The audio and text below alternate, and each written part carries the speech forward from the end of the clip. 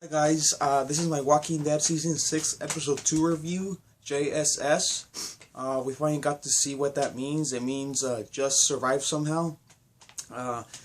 Really enjoyed this episode. Amazing episode, fantastic. Great continuation to the first episode. I'm really happy so far with this season because it seems like their budget went up.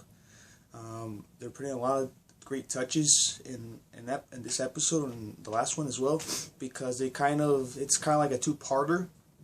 At first we thought it was maybe going to be a continuation of the first one, but now we know it was actually before the first one. So they're doing like a different order, and we kind of saw what they're doing basically with what happened in this episode. Another thing is, I'm not sure if you guys noticed, but there was no Rick this episode. So we finally got an episode that worked without Rick, so that was great. We actually could see an episode be great and Rick doesn't have to be in it. I love Rick, my favorite character, but I'm just saying that I'm happy with The Walking Dead because how it's going, and I'm happy that they do need Rick to a certain point, but not every episode. I'm happy that they don't need him every episode to make the show great. That's what I'm saying. Okay, we saw a lot of action, a lot of violence this episode. We saw Ninja Carol this time. Last season it was Rambo Carol. This season it's Ninja Carol. So that was fun. She killed a lot of people. The most people. Morgan actually didn't want to. He was just knocking them out or telling them to leave. Just talking. Carol didn't ask any questions. She just basically went up to them and started shooting or stabbing. At one point, Morgan had a guy tied up, and because he wanted to kill Gabriel, he just went up to him and just killed him, no questions asked. Another thing is when Morgan was about to fight a wolf earlier on, because he did fight a couple of them. I think it was about 3 times he was about to fight them. The first one, he was like a bigger guy. He had an axe. He was just chopping people up for no reason, I guess, just cutting them up into pieces. He was going to fight Morgan. He said his axe is quick and his bow staff is slow. They're about to fight, then Carol just goes up and stabs him in the stomach. She also gets a couple kills because there's wolves coming out of the house, basically stealing stuff. She just kills a couple of them, and then the last 2 she's not able to, and they chase her into the armory. She kills the lady, then she shoots a guy in the back twice, and that guy still runs. I don't know that part, but they're really tough, I guess, because if you get shot in, I think it was the lungs or something, because it was a rifle, so I would assume that would kill you, or at least put you down. You'll be on the floor. That was weird. He also gets a couple kills at the end, and then Morgan is fighting 5 wolves at the end. That was great to see. He basically just kicks their asses. He tells them at the same time while he's doing it to leave, and he explains why. If you choose this life, you're not gonna live very long, basically. So that was really fun to watch. And then the wolf, actually, this part I really enjoyed a lot, because we finally got like a backstory to the wolves, kind of why they do this. The wolves said they don't choose this life, that they have to do it. So what I don't think it would be, but it kind of would make sense. There's 2 options here.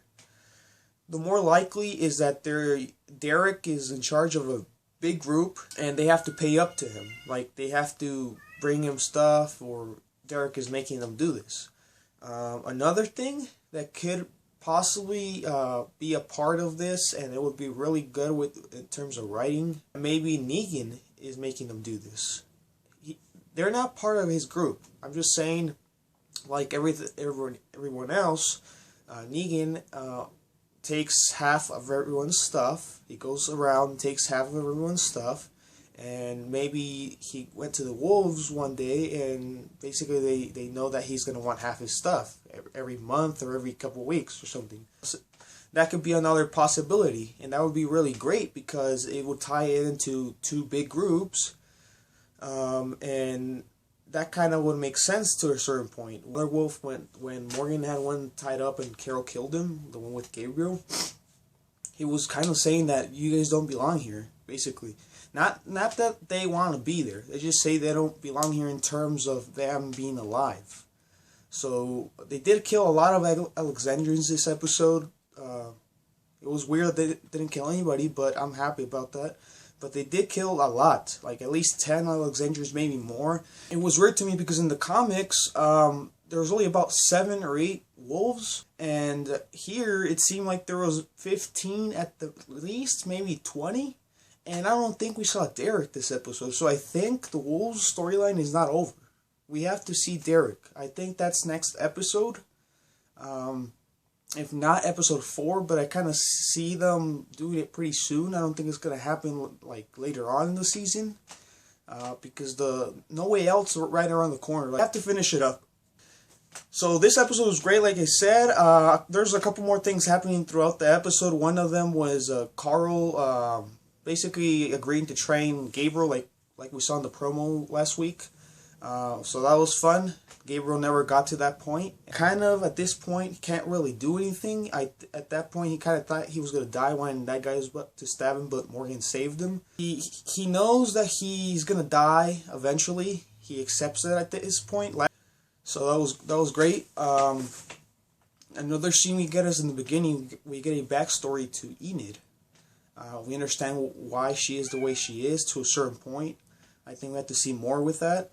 Her parents died. I was right about that. That's why she got just traumatized. At that point, she didn't know what to do. She kind of understood she was going to die. But that was great that we got that backstory, and I'm happy about that because one of the characters I actually enjoy watching at this point. And she is a lot of fun. Nothing's really happened with her, but she is a lot of fun when she does appear. I got to see what JSS means. It means just survive somehow. So that was great because we saw it in the letter later on when she wrote a letter to Carl that she wanted to leave because she understands that Alexandria is not going to last forever, and she's one of the only ones who sees that, and she doesn't want to basically get attached to people again and having to deal with it. The actress was saying that if she gets attached to people, that it makes it harder on herself, obviously. And she doesn't want to have to go through that again, so she just decides to leave. She actually has to eat a turtle to survive, obviously, and after that she arrives at Alexandria. So that was great to see, because we needed something. I think, hopefully that's not the flashback they were talking about, but because they were saying that there was going to be a flashback episode this season. I don't think it's soon. I think it's later on, but I think that was one of them. But I was happy about that because we did see a backstory to Enid, so that was great. Like, the wolves and the walkers are around. I don't know where she went, but I don't think she could go far. Unless she went like in another direction from where the herd is coming. That would be the only way, but still I think all directions are dangerous at this point. Because see the honking as well. We know why. I kind of got that this episode was before after I saw the honking. Basically Spencer just shoots him from the bell tower. And at one point I thought maybe he didn't hit him because he was still going, but he crashed into the gates, and that's what was causing the honking. Going on for 5 minutes or something, and that was enough time to draw the herd. I think at this point the herd can't be stopped. The thing is, Ron and Jesse are talking. Tells her that Rick is dangerous, and at the end I was confused about this part because Jesse actually says that Rick is his friend, and last episode they couldn't even talk to each other, so that doesn't really make sense to me. Maybe they're pushing that certain storyline that happens in the comics. Later on, Jessie actually is forced to kill a wolf that's inside of her house. She was in the closet with Sam for a while, then she had to attack.